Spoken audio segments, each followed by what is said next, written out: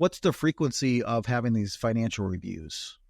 Yeah, it's got to be a little bit dependent upon what your goals are and where you are, what stage of life you're in. If you're 30 and you're really just saving money and enjoying life, maybe an annual review is enough. If you're closer to retirement, the closer and closer we get, and in retirement, we like to do something about every 6 months. Doesn't have to be, overly thorough, but you should be touching that every 6 months. Think about going to see your doctor. Maybe you get an annual physical, and when you're a little bit older, maybe you need to go a little more frequently, or you've been diagnosed with something that just needs a little more monitoring. So I think that's really the key. And then if you're closer to, say, you're sending your kids to college, you're just setting money aside, you just had a baby, you're putting money aside, you're just doing all that you can.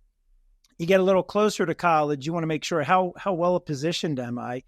So we want to do it a little more frequently. So I think it has a lot to do with how near term the goals are. The closer and closer they get, the more frequently you want to check in on things. So that's how much you want to touch your financial plan. You might want to just check in on your investments, I would say once a quarter, if not once or twice a year, especially, again, that's going to be a time horizon thing. If you start looking at those, if you look at your investments a little too frequently, you're going to make some poor decisions in the short term.